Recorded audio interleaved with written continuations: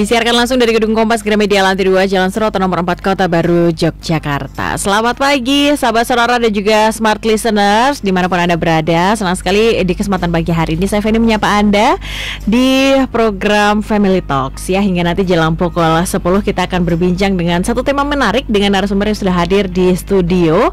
Saya mau sapa dulu, yang pertama ada Ibu Erlina Hidayati Sumardi SIPMM selaku Kepala DP3AP2 DIY. Selamat pagi Bu Erlina. Selamat pagi Mbak Feni, selamat pagi juga para pendengar di Sonora dan smart listeners dimanapun berada. Baik, kabar baik ya Bu ya? Alhamdulillah baik hari ini. Oke, terima kasih Bu sudah hadir di pagi hari ini. Dan juga tidak ketinggalan ada Bapak Imam Priyono D. Putranto SEMSI selaku Komisi D DPRD DIY. Selamat pagi Pak Imam. Selamat pagi Mbak Feni. Sehat selalu ya Pak Imam ya. Alhamdulillah. Selamat pagi juga untuk Bu Erlina ini yang selalu ceria, sehat, selalu membimbing anak-anak Jogja menjadi sukses. Amin. Serta para pendengar semua, semoga semua dalam lindungan Tuhan dan sehat semua. Baik, amin. Terima kasih Pak Imam juga sudah hadir di studio di pagi hari ini. Dan sahabat Sonora serta smart listeners, di pagi hari kita akan berbincang satu tema, yaitu seputar saying no to bullying. Nah, perbincangan menarik ini Anda juga bisa bergabung untuk mengirimkan pendapat Anda ataupun bertanya seputar tema kita kepada kedua narasumber kami di 081754832000. Kami tunggu hingga nanti jelang pukul 10.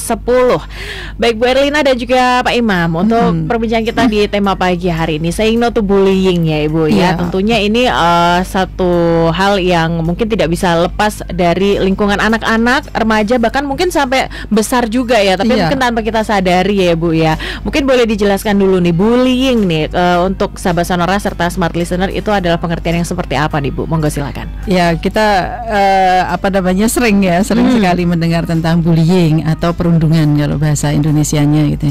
Tampaknya kok terjadi di mana-mana ya. Betul. Tetapi memang kemudian menjadi mengemuka ketika banyak juga terjadi di sekolah-sekolah gitu. Artinya yang menimpa anak-anak gitu ya.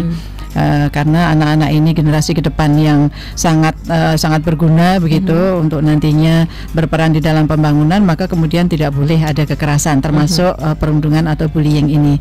Nah, bullying sendiri atau perundungan itu kekerasan, salah satu jenis kekerasan gitu ya, yang berupa penindasan gitu, yang dilakukan secara sengaja dan kemudian dilakukan secara terus-menerus, yang lalu itu tujuannya menyakiti baik secara psikis, fisik juga maupun seksual gitu. Nah, ini biasanya dilakukan oleh pelaku-pelaku yang memiliki relasi kuasa terhadap korban yang menjadi korban bullying itu tadi. Nah, maka memang kenapa kok tidak boleh ya bullying itu, artinya kita say no to bullying itu karena memang dampaknya bagi korban itu sangat banyak, berpengaruh pada kualitas hidup korbannya. Baik itu secara psikis ya, psikologis begitu, maupun juga bisa secara fisik kalau itu bullyingnya fisik gitu. Dan biasanya berdampaknya itu lama.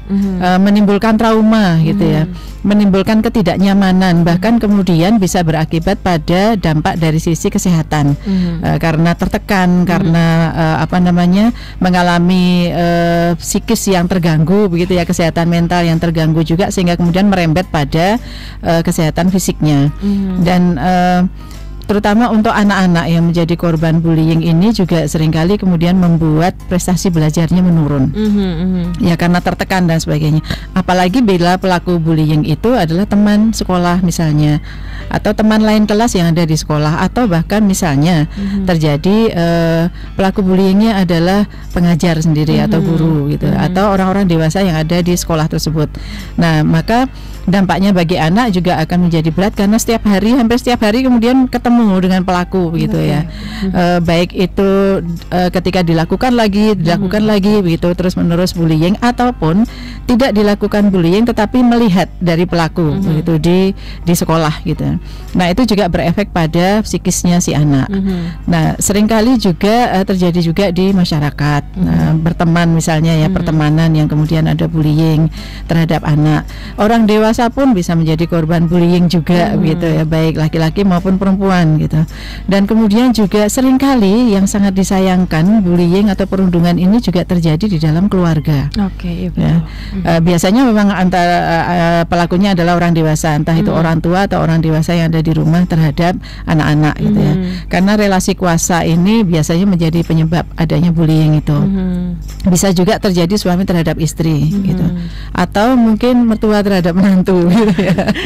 Itu ya. Pokoknya yang punya relasi lebih kuat itu terhadap korbannya yang nggak berkuasa tadi itu, sehingga seringkali kemudian tidak bisa menolak, kemudian tidak bisa menghindar, dan kemudian berulang terus menjadi korban bullying. Nah, itulah kenapa kita selalu mengatakan jangan ada bullying karena dampaknya terhadap korban itu begitu besarnya. Seringkali juga tidak nampak secara langsung begitu ya, tetapi mengurangi kualitas hidupnya, gitu. Menjadi menyendiri, jadi nggak bisa tidur, menjadi tidak nafsu makan dan sebagainya, efek dari korban bullying itu tadi. Dan efeknya juga jadi minder, kecil hati, tidak percaya diri, rendah diri, begitulah. Apalagi kalau itu anak-anak ya Bu ya. Iya, betul. Oke, kalau dari Pak Imam sendiri menanggapi bullying nih Pak, yang mungkin banyak terjadi di sekitar kita, tapi tidak terlihat sebenarnya bullying itu ya Pak ya. Monggo Pak, silakan. Kalau saya melihatnya sederhana. Bagaimana Pak? Dari segi eksekutif saja, dari segi Bu Erlina tadi yang dibicarakan. Bu Erlina itu sebenarnya kan yang dibicarakan kejadian sehari-hari yang dialami Bu Erlina. Datanya Bu Erlina. Jadi bullying itu terjadi karena lingkungan. Lingkungan, misalnya terjadi hal-hal yang berkaitan dengan kekuasaan. Orang yang memiliki kuasa itu biasanya bisa membuli, baik di tingkat anak-anak, sehingga Bu Erlina melihat ada hal-hal yang harus diselesaikan. Diselesaikan dengan apa? Kalau saya selaku anggota DPRD ya dengan perundang-undangan.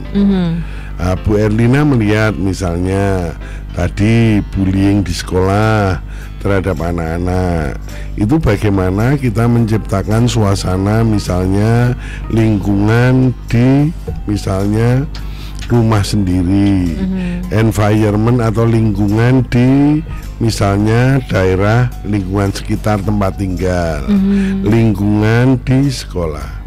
Bagaimana kita menciptakan aturan-aturan yang bisa pemerintah itu hadir mengeluarkan anggaran sehingga anak-anak itu bisa dididik dengan baik. Misalnya kalau dia agamanya Nasrani, ya kalau pas hari libur ada sekolah minggu, sekolah apa. Kalau yang agamanya Islam, ini pemerintah harus hadir dalam arti menangani hal-hal yang berkaitan dengan bagaimana perilaku anak ini. Dibentuklah oleh pemerintah bersama dengan warga lingkungan yang baik. Kalau hal-hal yang berkaitan dengan bully, Bu Erlina pasti tahu persis karena dia menangani bagaimana kekerasan rumah tangga, sehingga ada undang-undang perlindungan terhadap anak dan perempuan. Nah, ini yang selalu harus dikaitkan. Dikaitkan tidak hanya kita menyelesaikan saja, tetapi bagaimana kita mencegah. Yang penting pencegahannya itu. Bagaimana pencegahannya? Yang pertama pencegahannya bagaimana kita melakukan lingkungan itu menjadi lingkungan yang sehat. Bu Erlina tidak bisa bekerja dengan sendiri, tetapi bekerja dengan dinas lain. Misalnya mendidik lingkungan anak-anak sehat itu dengan bina mental. Misalnya mendidik anak-anak berkegiatan sehat, misalnya dengan dinas pemuda dan olahraga. Misalnya berkreasi dalam kebudayaan, Bu Erlina berhubungan dengan dinas kebudayaan.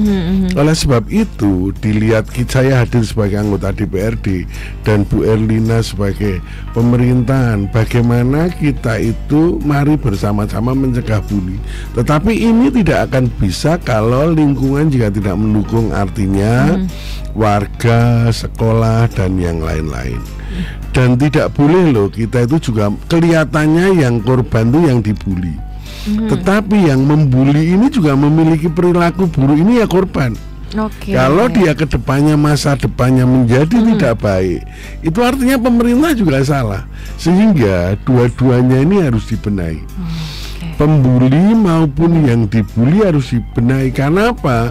Pembulinya ini memiliki sesuatu sifat atau secara psikososial itu tidak baik. Sehingga apa? Ini harus ada pembenahan juga.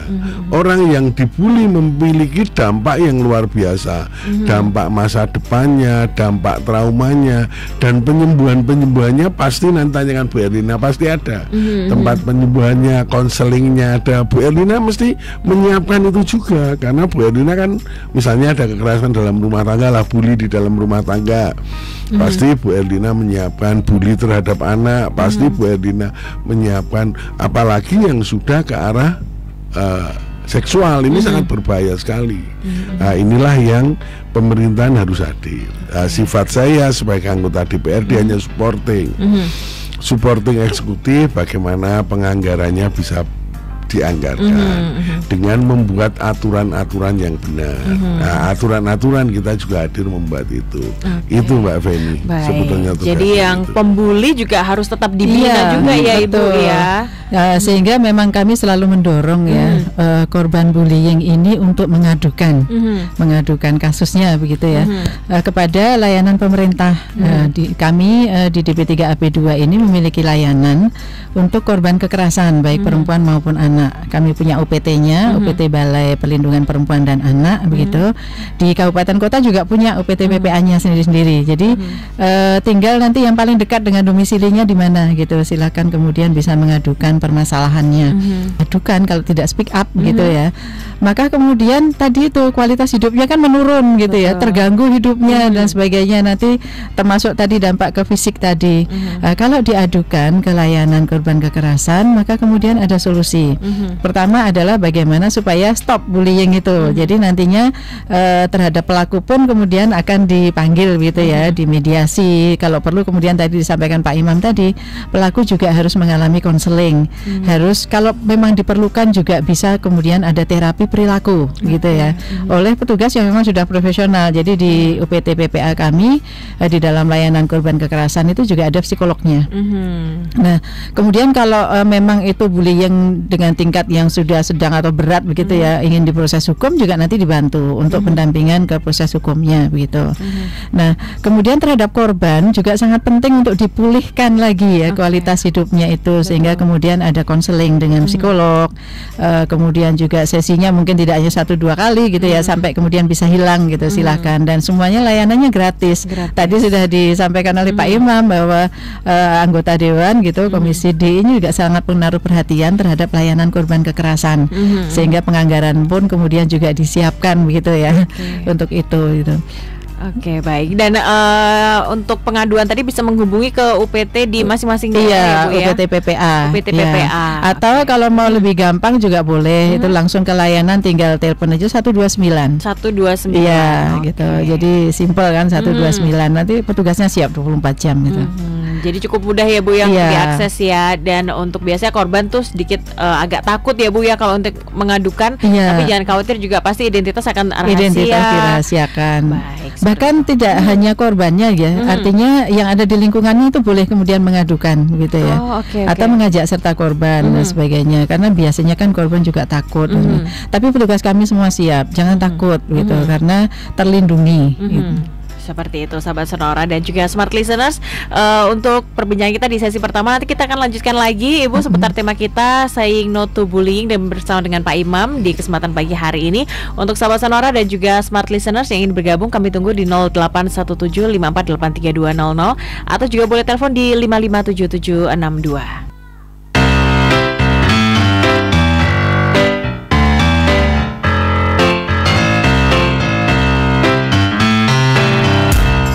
Baik sahabat Sonora dan juga smart listeners, kita kembali lagi di program Family Talks di pagi hari ini bersama Ibu Erlina Hidayati Sumardi SIPMM, Kepala DP3AP2 DIY, dan juga bersama Bapak Imam Priyono Deputranto SEMSI selaku Komisi D dari DPRD DIY.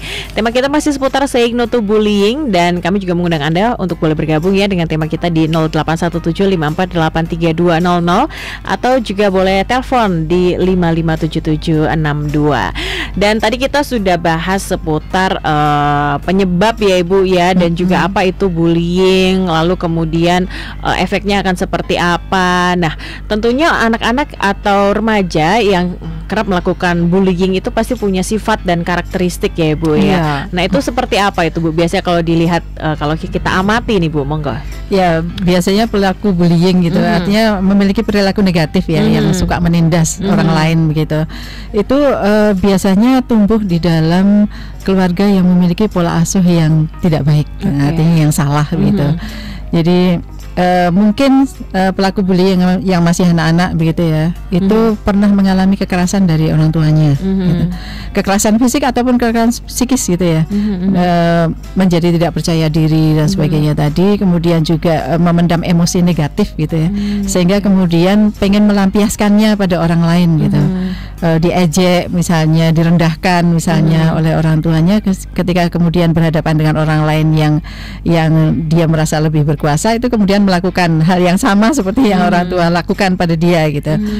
Nah, kemudian juga terjadi juga karena pelaku bullying itu pernah melihat mungkin ya, melihat kekerasan yang dilakukan oleh orang lain dan kemudian menjadi peniru gitu. Karena masih anak-anak tadi, anak-anak kan sukanya meniru gitu ya. Kok kayaknya orang yang melakukan kekerasan itu asik ya gitu, misalnya merasa lebih berkuasa dan sebagainya, sehingga cenderung ingin meniru gitu. Kemudian juga mungkin juga kurang perhatian dari keluarga dan sekitarnya, sehingga kemudian pelaku bullying itu ingin mencari perhatian, ingin mencari perhatian gitu, dengan cara melakukan kekerasan terhadap orang lain tadi. Lalu karena terbiasa mungkin direndahkan ya di dalam keluarga dan sebagainya, sehingga ingin memiliki kekuasaan, ingin bisa mengendalikan orang lain tadi. Nah, makanya kemudian melakukan bullying terhadap orang yang relasi kuasanya lebih rendah tadi. Lalu juga seringkali juga pelaku bullying itu ingin dianggap populer gitu ya, sehingga dianggap lebih gitu dibanding yang lain gitu. Apalagi ketika dia ada di dalam kelompok besar gitu ya, supaya kelihatan lebih di dalam kelompoknya, maka kemudian melakukan bullying atau perundungan terhadap orang lain tadi yang ada di luar kelompok gitu. Kemudian juga seringkali pola asuhnya itu salah dari orang tuanya ya, sehingga kurang mendapatkan pendidikan tentang empati gitu. Nah, ini juga sehingga kemudian ketika dia melakukan kekerasan terhadap orang lain itu dia tidak merasa bersalah gitu.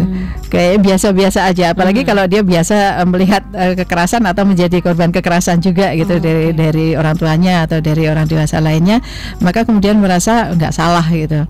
Lalu kemudian seringkali juga ketika si pelaku ini ada di dalam kelompok gitu, dan kemudian supaya bisa diterima oleh kelompoknya, sehingga kemudian melakukan hal-hal yang diinginkan oleh kelompoknya untuk dilakukan terhadap orang lain. Nah, salah satunya adalah melakukan bullying terhadap orang lain yang ada di luar kelompok. Nah, itu seringkali terjadi. Juga anak-anak itu seringkali terpengaruh oleh game kekerasan gitu ya. Sehingga meniru apa yang ada di dalam game itu di dunia nyata gitu. Jadi karena sudah terpengaruh sekali dengan game, sehingga sepertinya dunia mayanya itu kemudian menjadi nyata gitu ya, dan melakukan kekerasan sesuai dengan apa yang ada di dalam gamenya. Nah, ini kan hal-hal yang berbahaya ya. Nah, apa yang dialami oleh anak-anak di masa anak ini seringkali juga kemudian berlangsung sampai dewasa, karena tidak ada upaya untuk kemudian bisa menyembuhkan perilaku-perilaku negatif ataupun emosi-emosi psikologis negatif tadi yang dialami di masa anak tadi. Sehingga ketika sudah lepas usia anak, sudah dewasa, karena tidak disembuhkan begitu ya, maka kemudian itu berlanjut melakukan bullying juga terhadap orang lainnya, baik terhadap anak maupun terhadap orang dewasa lainnya. Nah, ini kemudian menjadi berbahaya kalau perilaku seperti ini kemudian berkeluarga ya. Karena nanti akan terbawa juga melakukan kekerasan terhadap pasangannya. Dan kalau tidak disembuhkan, nanti kalau sudah punya anak juga kemudian berlanjut melakukan kekerasan terhadap anak. Jadi ini kan akan terus bergulir ya, kalau tidak disembuhkan. Maka kenapa memang kita sendiri sebagai anggota masyarakat itu harus peduli gitu. Di sekolah guru-guru juga harus peduli, di masyarakat kita sebagai orang dewasa juga harus peduli terhadap lingkungan kita. Kalau melihat ada orang-orang dengan perilaku yang suka melakukan melakukan kekerasan, maka sebaiknya kemudian dilakukan pendekatan-pendekatan terhadap siapa orang tersebut berada gitu ya, terhadap keluarganya atau mungkin terhadap tokoh masyarakat melalui tokoh masyarakat setempat, Pak RT misalnya atau Pak Dukun misalnya, supaya sembuh gitu. Nah kalau memang dikandani aja nggak bisa gitu ya, diberitahu baik-baik juga nggak bisa, diajak bicara, diajak rembukan juga nggak bisa, ya silakan kemudian mengakses pada layanan sehingga kemudian ada solusinya gitu ya. Kalau bagi yang berduit misalnya, layanan psikologi swasta itu juga banyak gitu ya. Kemudian di puskesmas juga psikolognya juga ada gitu ya. Atau kalau nggak punya duit gitu ya, tidak mampu untuk membayar, ya ke layanan yang gratis yang sudah disiapkan oleh pemerintah gitu, ke pusat pembelajaran keluarga. Nah, pusat pembelajaran keluarga itu ada di tingkatan DIY, di tingkatan provinsi maupun di kabupaten kota. Puspaga, tinggal googling aja mau puspaga yang mana yang paling dekat gitu ya, sesuai dengan domisilinya, sehingga kemudian bisa disembuhkan dan berhenti menjadi pelaku kekerasan gitu. Supaya tidak lagi kemudian ada banyak korban gitu, dia melakukan kemana-mana kekerasannya gitu, sehingga kemudian ada banyak korban yang menjadi pelampiasan perilaku negatifnya gitu. Kadang-kala ini kan juga dilakukan di tempat-tempat publik ya, orang-orang dengan perilaku yang memang sudah terbiasa melakukan kekerasan ini, termasuk diantaranya bullying gitu. Dia merasa baik-baik aja melakukan terhadap orang lain gitu, yang membuat tidak nyaman orang lain yang bahkan tidak dikenal sekalipun gitu. Nah itu kan berbahaya juga untuk DIY yang sebagai kota wisata. Sudah tentu ini berbahaya kan. Betul. Nanti ada wisatawan menjadi korban kekerasan atau bullying di tempat publik misalnya, kan pernah terjadi juga ya di Malioboro pernah gitu. Dan kebetulan tertangkap waktu itu dan kemudian ada hukuman sosial gitu ya. Nah seperti itu, jadi berbahaya bagi semuanya. Oke, dan juga selain tadi pengaruh game, pengaruh acara televisi, kartun anak-anak itu juga ya Ibu ya. Jadi sebagai orang tua juga harus mengontrol tayangan anak-anak, dan kemudian harus diputus nih rantai kekerasan itu ya Ibu ya, dengan pemerintah juga menyediakan layanan seperti itu. Dari Pak Imam sendiri, monggo Pak. Saya itu hanya menanggapi dari Bu Erlina. Monggo boleh ditanggapi Pak.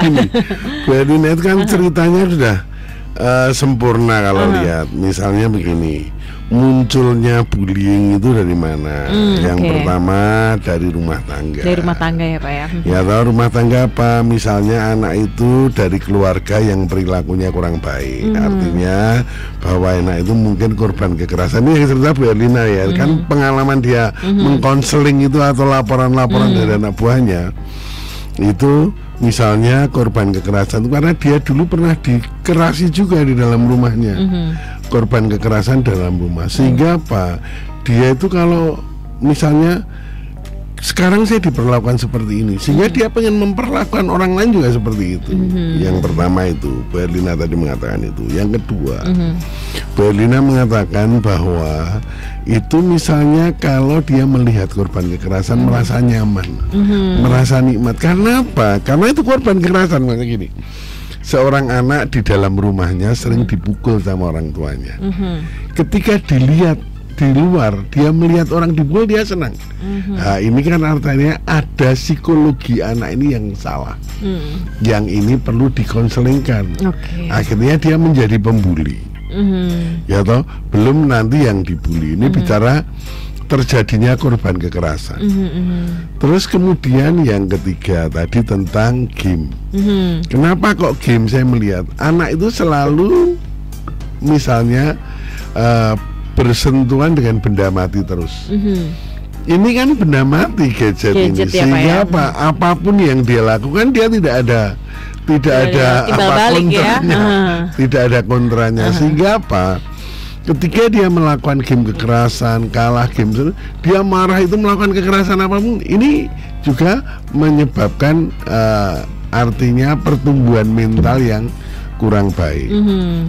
Oleh sebab itulah pemerintah di sinilah yang harus hadir. Bagaimana hadirnya ini? Ya bagaimana nanti dinas dari DP3P2 itu bekerja sama dengan dinas-dinas yang lain. Sehingga apa? Sehingga bully itu betul-betul tidak terjadi misalnya di sekolah. Kemudian bagaimana membina mental di rumah tangga.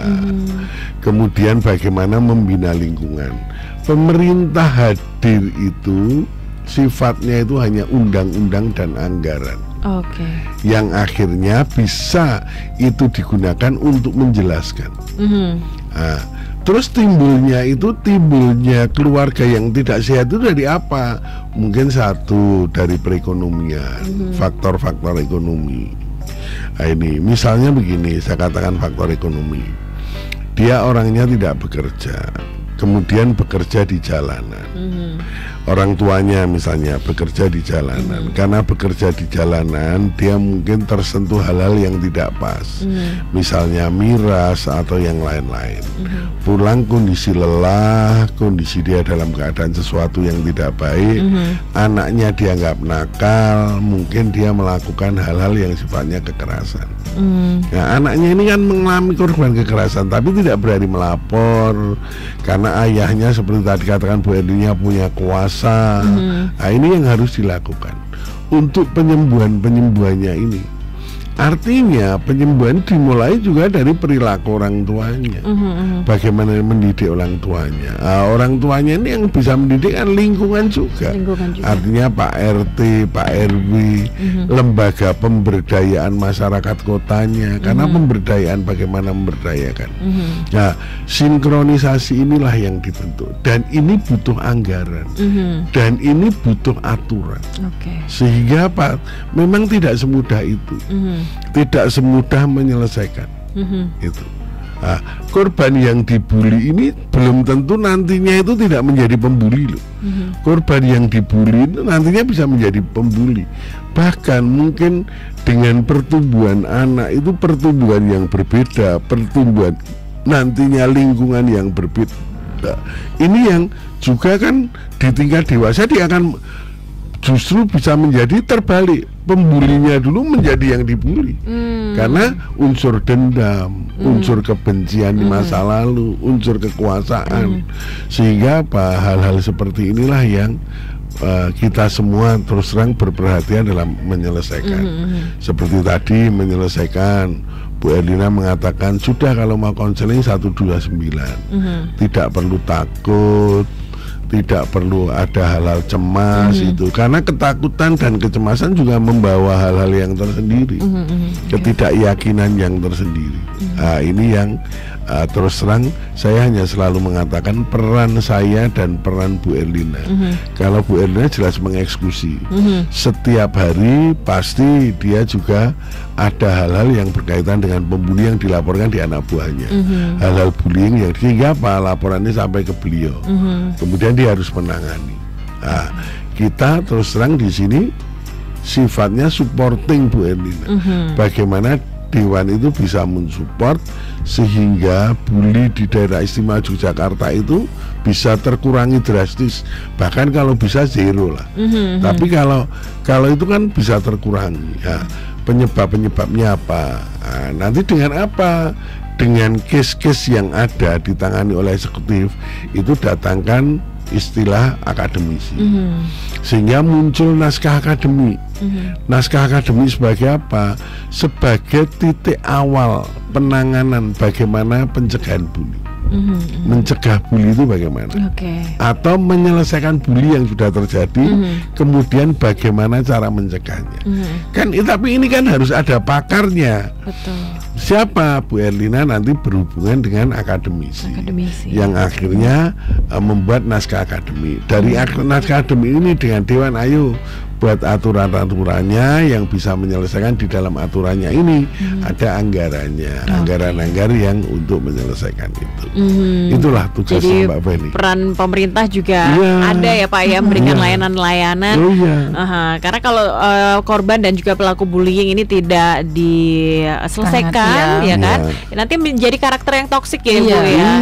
Kemudian menurunkan kualitas masyarakat. Betul. Baik. Apalagi kan 2045 itu kan milenium goal. Harapannya seperti itu ya Pak kan ya. Generasinya kan, generasi sekarang membuli kan usia 40-an. Itu generasi emasnya.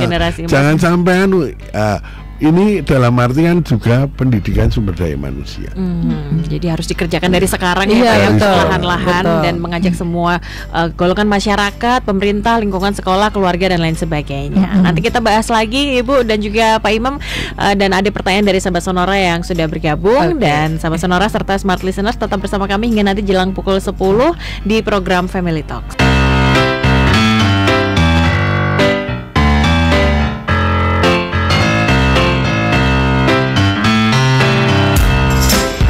Baik sahabat Sonora dan juga Smart Listeners, kita kembali lagi di program Family Talk hingga nanti jelang pukul 10 ya. Dan masih bersama Ibu Erlina dan juga Pak Imam Priyono untuk pagi hari ini. Dan kami akan membacakan pertanyaan dari sahabat Sonora yang sudah masuk di 081754832000. Kita coba jawab ya, Ibu dan Bapak di pagi hari ini.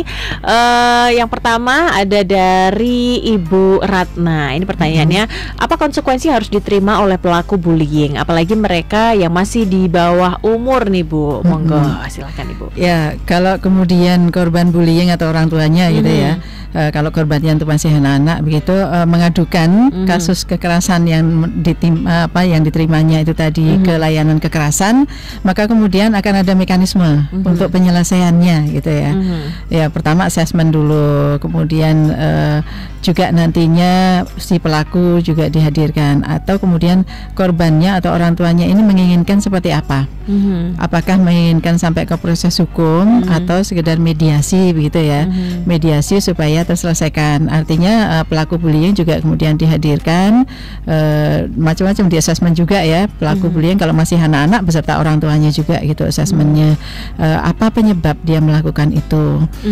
Kemudian dimediasi dengan korban dan orang tuanya sekaligus begitu. Kalau kemudian bisa tercapai kesepakatan gitu dengan baik ya, maka kemudian dilakukan tindakan-tindakan lanjutan juga, baik terhadap korban maupun terhadap pelaku tadi. Konsekuensinya bagi pelaku, pertama memang tadi kalau mau korban itu ingin diproses hukum kan berarti kemudian proses hukum gitu ya. Proses hukum itu juga ada aturan-aturannya atau regulasinya gitu. Kalau pelaku itu masih di bawah 12 atau 14 tahun, saya agak lupa begitu, di dalam Undang-Undang Sistem Peradilan Pidana Anak, maka kemudian itu diselesaikan di luar jalur hukum begitu. Artinya nanti ada mekanisme tersendiri untuk dilakukan pembinaan terhadap pelaku tetapi non proses hukum gitu ya. Kemudian kalau itu sudah di atas 12 atau 14 tadi, maka bisa kemudian juga diproses hukum, meskipun kemudian juga berlaku regulasinya bahwa terhadap anak-anak di bawah usia 18 ini dengan tuntutan hukum yang di bawah 7 tahun itu kemudian bisa dilakukan proses upaya diversi atau upaya di luar proses hukum tadi, tetapi itu juga ada mekanismenya, harus melalui penelitian atau kajian terhadap permasalahannya, baik terhadap si anak, terhadap keluarganya maupun terhadap sekolahnya. Artinya dicari tahu apa sebetulnya penyebab dia melakukan kekerasan gitu ya. Kemudian juga dicari tahu gitu, apakah kalau di luar proses hukum tadi si anak itu dikembalikan kepada orang tua, apakah orang tua bisa membina anak tersebut sehingga tidak lagi melakukan hal kekerasan itu. Kemudian terhadap sekolah juga dilakukan penelitian juga gitu oleh petugas dari Bapas begitu, apakah sekolah bisa membina pelaku tersebut untuk tidak melakukan lagi dan sembuh dari perilaku negatifnya begitu ya. Nantinya hasil dari kajian itu yang akan menjadi masukan di dalam proses diversi gitu. Jadi di dalam proses diversi itu ada masukan-masukan dari petugas Bapas dengan penelitiannya, kemudian dari pendamping hukum korban maupun pendamping hukum pelaku, dan itu kemudian ada dilakukan oleh petugas. Kalau diversinya di tingkat penyidikan, maka kepolisian yang menjadi petugas penengahnya begitu ya, yang melakukan proses diversi itu. Kemudian kalau di dalam proses penyidikan itu ternyata tidak tercapai kesepakatan antara korban dengan pelaku, keluarga korban dengan pelaku maupun pendamping hukumnya masing-masing, maka kemudian naik lagi ke kejaksaan. Ya, di kejaksaan juga di dalam Undang-Undang SPPA itu wajib diupayakan diversi bagi yang masih usia anak yang tuntutan hukumnya di bawah 7 tahun tadi. Nanti di dalam proses diversi di kejaksaan nanti akan berlaku hal yang sama. Kalau kemudian tidak berhasil juga gitu kesepakatannya, maka naik lagi ke pengadilan. Gitu ya. Di pengadilan juga wajib diupayakan proses diversi lagi, sehingga kemudian nanti putusan dari pengadilannya seperti apa. Kalau memang di pengadilan juga tidak terjadi kesepakatan begitu ya, artinya korban tidak ingin gitu, tidak ingin damai istilahnya gitu ya, maka kemudian bisa berlaku proses hukum terhadap anak yang bersangkutan meskipun itu di bawah usia 18 gitu ya. Tetap bisa diproses hukum, tetap bisa kemudian ada putusan hukum di pengadilan gitu ya. Di tingkat terakhir proses diversi itu dilakukan gitu. Jadi bukan hal yang sederhana gitu ya. Betul. Jadi kalaupun kemudian ada kesepakatan kesepakatan damai, artinya tidak diproses hukum begitu ya, antara korban dengan pelaku, keluarga korban dengan pelaku maupun pendamping hukumnya masing-masing tadi, maka kemudian harus ada mekanisme lanjutan ketika dikembalikan kepada orang tua, kepada sekolah dan sebagainya tadi, harus dipastikan bahwa baik orang tua, sekolah dan masyarakat itu bisa bersama-sama membina pelaku yang bersangkutan supaya sembuh dari perilakunya, tidak melakukan lagi. Dan proses diversi itu hanya berlaku sekali. Ketika pelaku nanti melakukan kekerasan lagi, itu sudah tidak berlaku lagi proses diversi, artinya langsung proses hukum gitu, tanpa perlu diversi. Nah, ini harus dipahami oleh masyarakat ya, termasuk diantaranya anak-anak tadi yang ada di bawah usia 18 tadi, bahwa sekali melakukan kejahatan atau kriminal termasuk kekerasan ini ya, yang diproses hukum memang berlaku upaya diversi, itu pun bagi tuntutan yang di bawah 7 tahun. Tapi kalau kemudian melakukan lagi ketika proses diversi tadi ada kesepakatan damai, tapi kemudian melakukan lagi terhadap orang lain sekalipun begitu ya, ketangkap lagi misalnya, itu sudah tidak berlaku lagi proses diversi, langsung proses hukum. Iya. Jadi tidak sederhana seperti yang selama ini dipikirkan oleh masyarakat, bahwa kalau anak-anak itu bebas dari hukuman. Tidak, semuanya sudah ada di dalam aturan perundangannya. Ya. Karena kita ada di negara hukum ya Ibu. Betul. Ya, dan kita juga pastinya tidak mau anak-anak punya catatan buruk ya Bu ya. Dan tadi pelaku yang kemudian lolos diversi, artinya ada kesepakatan damai tadi, juga harus kemudian terdampingi, terbina ya, didampingi, dibina oleh petugas begitu, baik oleh Bapas maupun oleh yang berwenang lainnya begitu, untuk memastikan bahwa si anak itu bisa sembuh gitu dari perilakunya. Oke, baik. Seperti itu untuk pertanyaan dari Ibu Ratna ya, sudah terjawab. Semoga menjadi inspirasi juga dan menjadi pengetahuan nih, kalau ternyata anak-anak walaupun di bawah umur itu juga tetap bisa diproses hukum ya Ibu ya. Kemudian ini ada lagi dari Mas Dani di Gejayan. Apakah masih ada kegiatan-kegiatan perpeloncoan nih di lingkungan sekolah dalam masa pengenalan sekolah? Dan juga mau menanggapi nih soal tema, mungkin memang di sekolah kegiatan dan aktivitas bullying itu mungkin tidak tampak ya, tapi kalau dilihat lagi kakak-kakak kelas yang sifatnya senioritas dan secara tidak langsung menjadi bibit-bibit pelaku bullying ke adik kelasnya itu, serta ada geng-gengan di sekolah itu, sebaiknya diberantas sehingga tidak terjadi kegiatan-kegiatan tawuran seperti itu. Terima kasih Mas Dani, monggo ditanggapi Ibu dan Bapak. Monggo Pak Imam dulu. Betul ya itu Pak ya. Yang mengalami sehari-hari aja Bu Elina. Nah, saya kan reporting. Jadi kami memang mendorong sekolah-sekolah itu menjadi sekolah ramah anak gitu ya. Artinya pemenuhan hak-hak anak dan kemudian melindungi anak dari kekerasan, itu melalui sekolah ramah anak.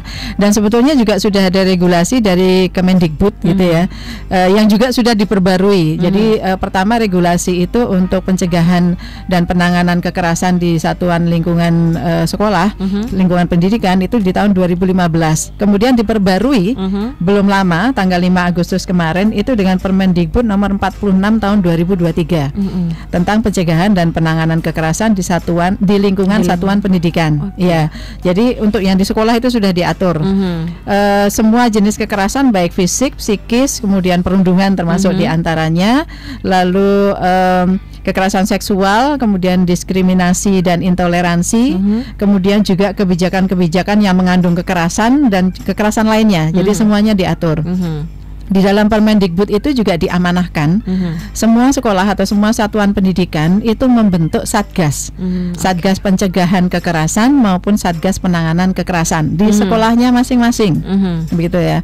Nah ini yang kami tunggu ini amanah dari Permendikbud ini untuk ditindaklanjuti oleh semua sekolah. Kemudian juga di dinas pendidikannya, baik di DIY, kalau di DIY di Disipora ya, kemudian di kabupaten kota dinas pendidikannya masing-masing, itu juga harus ada satgasnya juga. Jadi satgas pencegahan maupun satgas penanganan tadi kekerasan. Jadi kalau kemudian satgas sekolah itu tidak mampu untuk melakukan pencegahan maupun penanganan tadi, terutama yang penanganan ya, kemudian bisa dirujuk ke satgasnya dinas pendidikan. Ataupun setiap kekerasan yang terjadi di sekolah yang ditangani oleh satgas sekolah masing-masing itu dilaporkan ke satgasnya dinas pendidikan. Nah di dinas pendidikan sendiri, satgas pencegahan dan penanganan kekerasan ini berjejaring dengan layanan kekerasan yang sudah disiapkan oleh daerah. Dalam hal ini yang di bawah kami ya, OPT PPA tadi. Nah dengan begitu maka menjadi mempermudah semuanya. Sistem rujukannya berlaku, kemudian solusinya juga bersama-sama dengan pihak-pihak lainnya dalam layanan korban kekerasan. Nah kita harapkan dengan adanya Permendikbud yang kemudian ditindaklanjuti ini di semua sekolah, di semua satuan pendidikan ini bisa mereduksi dan bahkan bisa meniadakan kasus-kasus kekerasan yang selama ini terjadi di sekolah, baik oleh guru terhadap siswa maupun oleh siswa senior terhadap juniornya tadi gitu, ataupun orang dewasa lainnya di lingkungan sekolah terhadap anak didik. Bisa itu security atau petugas kantin atau siapapun. Pokoknya selama itu terkait dengan lingkungan satuan pendidikan itu harus dengan amanah dari Permendikbud nomor 46 tahun 2023 itu. Ada banyak sekali yang diatur di situ. Jadi intinya gini loh Mbak. Intinya begini Mbak Feni. Bahwa pemerintahan ini sudah menyediakan aturan itu secara ketat supaya tidak ada bully. Nah, hal-hal aturan ini semua bahkan kalau Bu Ratna tadi sanksinya bagi pembuli sudah diatur semua. Sudah ada. Tetapi kita itu negara ini melindungi segenap bangsa Indonesia dan seluruh tumpah darah Indonesia. Artinya pembulinya ini kalau anak harus dilindungi juga, artinya jangan sampai setelah dia dihukum kemudian masa depannya menjadi hancur. Itu kan juga tidak baik. Betul. Kan menjadi non sewu, menjadi sampah masyarakat juga. Nggak boleh pemerintah itu menjadikan warga negaranya menjadi sampah masyarakat, nggak boleh. Nah, aturan-aturan udah ketat. Bu Erlina cerita cara menjalankannya aja, Bu Erlina sudah luar biasa. Hafal ya Pak ya. Karena aku nanti sampai pusing. Di luar kepala tadi. Pusingnya karena apa? Karena dia harus menjalankan semua. Kita kan hanya mengawasi. Mengawasi kan mendelok Pak. Iya Bu Feni. Nah, kalau dia kan menjalankan, kita fungsinya pengawasan. Dia menjalankan tadi Teteh betul menceritakan bagaimana kalau satgasnya nggak bisa, satgas dinas pendidikan yang turun kalau menyerah. Tapi orang itu kan lo bilang nggak bisa menyerahkan ya malu, pasti berusaha melaksanakan. Nah ini turun sehingga apa? Aturan-aturan ini udah baik, di lapangan sudah baik. Nah, saya terima kasih juga dengan penanya tadi, Bu Ratna sama Mas Dani tadi, saya terima kasih. Ya itulah, tapi kita sudah melakukan aturan, membuat aturan secara baik. Dinas pendidikan, dinas DP3B2 ini perlindungan sudah menjalankan dengan baik. Dia cerita juga tentang dinas pendidikan, artinya Bu Erlina sudah koordinasi dengan dinas pendidikan. Artinya kan sudah semua tupoksinya ini jalan dengan baik. Kalau ada kekurangan ya kita minta maaf. Tidak mungkin sesuatu itu kita jalani bisa sempurna, nggak mungkin. Tetapi saya tahu persis bahwa ini perjalanan yang kita semua harus sadar bahwa ini adalah tanggung jawab kita bersama. Nah, ini Mbak Feni, ini tanggung jawab kita bersama. Betul. Jadi mari aturannya sudah ada, pelaksanaannya juga sudah betul. Kemudian bagaimana kita menjalankan hal-hal ini. Saya pikir Bu Erlina menjadi sehingga apa? Kalau ada terjadi sebetulnya juga preventifnya sudah luar biasa. Hanya memang kejadian itu harus terjadi ya. Gimana ya kalau untuk mencegah kadang-kadang kok nggak bisa kok itu. Karena apa? Memang banyak sekali hal-hal yang harus ditangani. Oke, Gitu. baik. Seperti pertanyaan dari Mas Hans seputar tindakan preventif dari pemerintah juga sudah sekaligus terjawab ya, Iya. Bapak dan Ibu ya. Nanti kita lanjutkan lagi, masih ada sesi terakhir. Nanti kita akan tutup dengan statement dari Bu Erlina dan juga Pak Imam. Kita jeda sejenak lagi, sahabat Sonora dan juga Smart Listener, tetap bersama kami.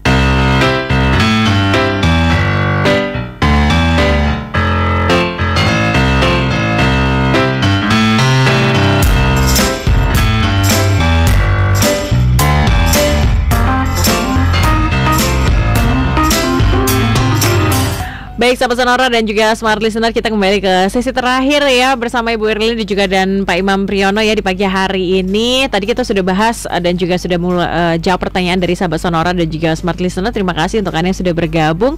Karena kita ada di menit-menit terakhir nih Bu. Tadi kita juga sudah jelaskan tindakan preventif dari pemerintah, layanan juga sudah.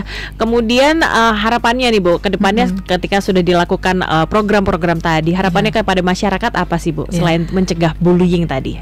Sudah tentu seperti tadi sudah disampaikan Pak Imam juga ya, bahwa untuk bisa mereduksi atau meniadakan kekerasan itu butuh peran semua pihak. Ya, tidak hanya pemerintah, masyarakat pun harus ikut berperan serta gitu ya, supaya bisa meniadakan kekerasan. Yang jelas kan kita selalu say no to bullying gitu ya, sama stop kekerasan, ya, stop kekerasan apapun gitu. Ya, mari kita kemudian berelasi, berkomunikasi secara baik gitu dengan siapapun gitu ya, di dalam keluarga kita, dengan masyarakat, di sekolah, di lembaga-lembaga, institusi-institusi dan semuanya gitu ya, termasuk di tempat-tempat kerja gitu ya, untuk supaya tidak ada kekerasan gitu. Memang upaya pemerintah sudah keras juga, tetapi butuh dukungan untuk semua pihak gitu. Kemudian juga mari kita bangun kepercayaan diri, pola asuh yang baik gitu, bangun kepercayaan diri anak-anak kita gitu, supaya tidak menjadi pelaku kekerasan di kemudian hari. Kemudian juga selalu menyertakan anak-anak dalam kegiatan-kegiatan ekstrakurikuler, aktivitas-aktivitas di masyarakat, di sanggar-sanggar dan sebagainya, untuk mengasah mengasah rasa gitu ya, mengasah empati juga terhadap orang lain, sehingga ketika kemudian berkomunikasi, berelasi, berhubungan dengan orang lain itu juga secara baik. Orang tua wajib menanamkan nilai-nilai baik terhadap anak-anaknya juga, dan menjadi contoh yang baik juga bagi anak-anaknya, sehingga di dalam lingkungan keluarga itu supaya tidak ada kekerasan, sehingga kemudian keluar dari keluarga juga tidak menjadi pelaku kekerasan gitu ya. Kemudian juga kalau kita melihat ada kekerasan di lingkungan kita, laporkan, jangan diam saja. Jadi speak up lah gitu ya, korban ataupun orang yang melihat gitu, sehingga kemudian kekerasan ini bisa dihentikan, tidak kemudian terjadi lagi ke orang lain. Nah, dan dengan adanya layanan-layanan yang disediakan pemerintah ini, supaya diakses oleh masyarakat yang bermasalah tadi, begitu, supaya stop kekerasan gitu ya. Baik. Jadi dibutuhkan komunikasi dan juga kerjasama semua pihak. Ya Ibu ya, monggo. Baik, terima kasih untuk Ibu Erlina, dan dari Pak Imam Priyono, monggo silakan closing statementnya Pak, pesan untuk sahabat Sonora Pak, monggo. Ya, saya pesan aja pada masyarakat itu melatih keluarganya satu, untuk menjaga perilaku yang baik. Perilaku dimulai dari apa? Mari keluarga kita melihat sesuatu hal-hal yang baik. Dari melihat sesuatu hal-hal yang baik, maka dia akan berbicara hal-hal yang baik. Ketika dia berbicara hal-hal yang baik, maka akan mendengarkan hal-hal yang baik. Kalau tiga ini dilakukan dengan baik, mulut bicara baik, telinga bicara mendengar dengan baik, mata melihat dengan baik, maka panca inderanya menjadi baik. Ketika panca inderanya menjadi baik, maka perilaku sosialnya menjadi baik. Ini harapan saya. Nah, oleh sebab itu, marilah keluarga di daerah istimewa Yogyakarta itu jaga keturunan-keturunan kita dengan panca indera yang baik, dengan melatih melihat yang baik, berucap yang baik, dan mendengar hal-hal yang baik. Itu aja. Baik, terima kasih Pak Imam untuk pesannya, untuk wejangannya di pagi hari ini, baik sekali ya. Terima kasih juga untuk Ibu Erlina ya atas waktunya di pagi hari ini. Dan kita pamit Pak Imam dan juga Bu Erlina. Ketemu lagi di lain kesempatan, dan terima kasih untuk sahabat Sonora dan juga Smart Listeners yang sudah bergabung di pagi hari ini. Saya Feni mewakili semua yang bertugas di pagi hari ini pamit. Terima kasih dan selamat melanjutkan aktivitas. Sampai jumpa. Terima kasih Mbak Feni.